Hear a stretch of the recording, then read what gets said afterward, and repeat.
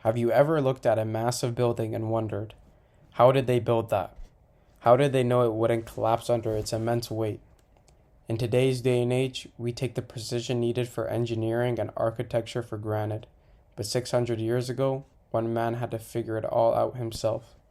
Filippo Brunelleschi, a pioneer in transforming art and architecture during the early Renaissance.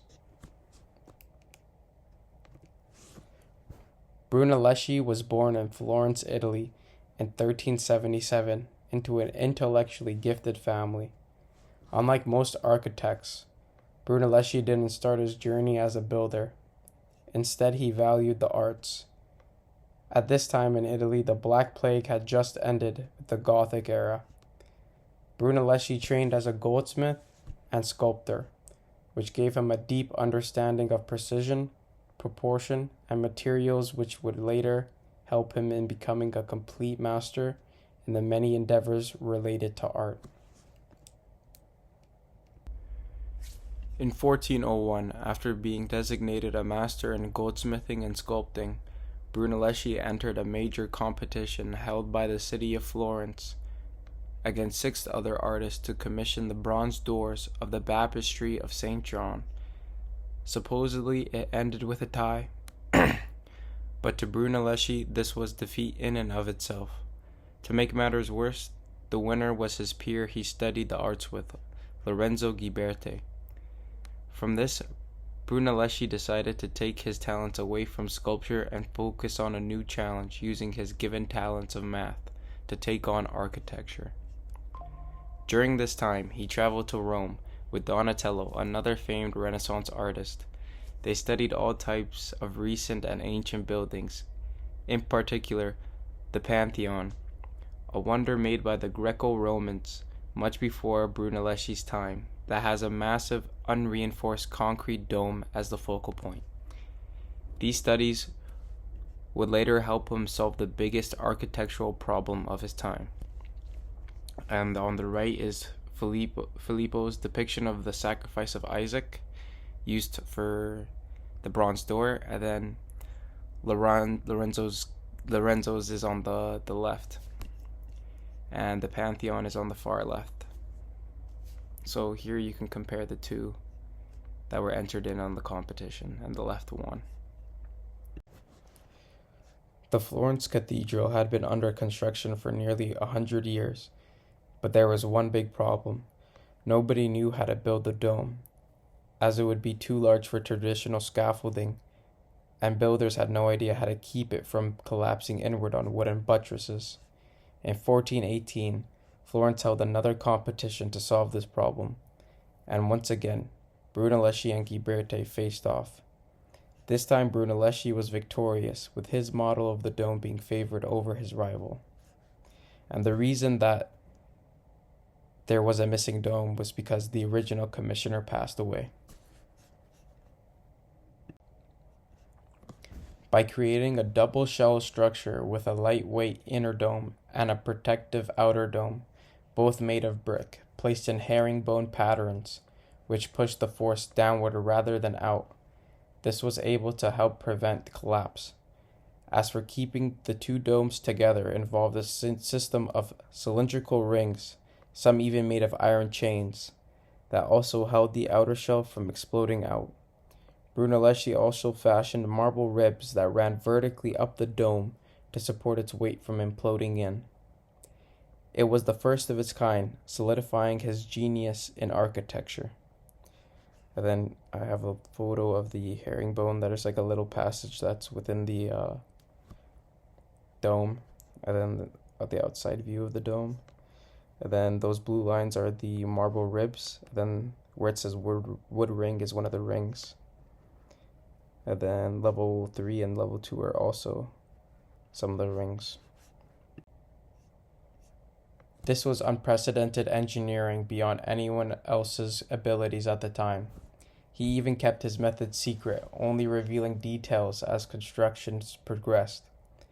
Brunelleschi was on site at every moment he could during the creation of the dome, overseeing the whole project. But to fulfill the tall task of the dome, Brunelleschi had to create a new way to get materials to the top of the dome. Thus, he then created the first modern skytrain that was powered by ox pulling and able to lift materials 100 feet in the air. He also created the reverse gear, also the first of its kind, in 1436. After 16 years, which is extremely fast for the 1300s, the dome was completed, an architectural marvel still standing today. And then here I have a photo of how they scaffold up the lantern at the very top.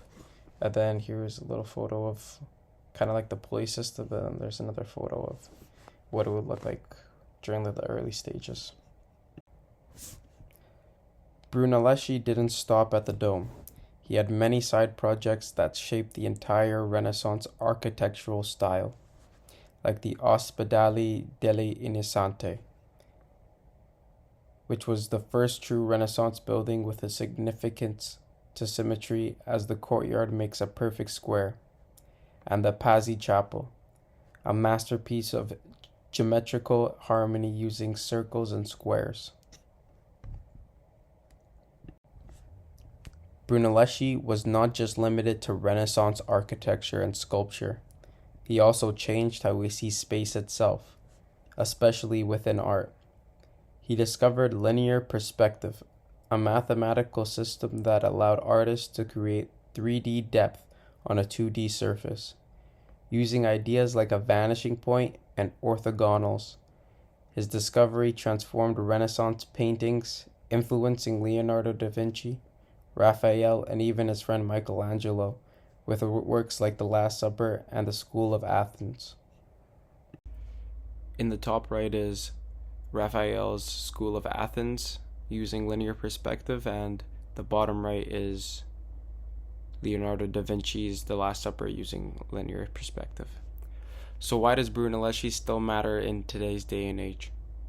His dome is still the largest masonry dome ever built, and his engineering techniques paved the way for modern architecture.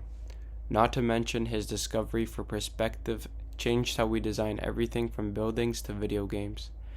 I remember in the 3rd grade having a linear perspective art project, and it's cool to think that it's all possible because of Brunelleschi's discoveries.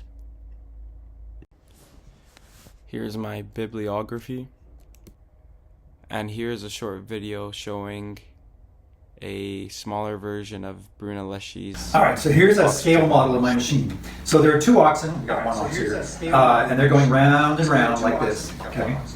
And as they do that, you can see that they're turning this big vertical shaft. And there are gear teeth, and the vertical shaft is turning this big round drum, which is slowly winding up a rope. And the rope would go to a pulley all the way up at the top of the cathedral. And so as the ox continues to go round and round, and winding this thing up, you can see it's going to lift this load up to the top.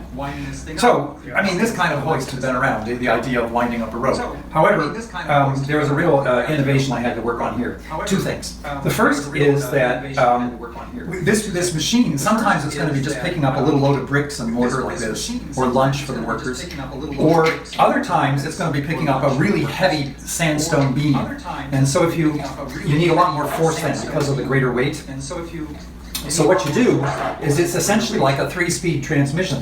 You put the rope, instead of putting it on this big drum where it winds up pretty fast, you put it on one of these other shafts over here, okay, where it winds now much more slowly, but it can carry a much heavier load. By the way, on the slowest setting for the biggest beams, it takes about half an hour for them to get from the floor up to the top of the cupola where we're putting them in place. And there's one other thing that bugged me, is that oxen, they can only walk forward. They're not the smartest of creatures. So when you get something all the way to the top, you'd have to unharness the oxen, turn them around, and get them to go the other way. That takes a long time. So I figured out how to make a reverse gear. So what you do is you turn this wheel down here, okay? And let's do it. We'll turn this wheel. And as we do that, I'm raising this thing. And now the top part of the gear is coming out of mesh, out of alignment. Go a little more until it's loose, until it's free. Okay, that should be enough. And now, as the oxen keep going the same way, around and around clockwise, but now the bottom gear is in mesh, and look at that, the drum's now turning the other way. So instead of lifting something that's lowering it back down to the floor. So this was completely unprecedented. The idea of having 3 different speeds and forward and reverse gear, nobody had ever heard of anything like it. Nobody had ever heard of anything like it. Thank you all for watching my presentation.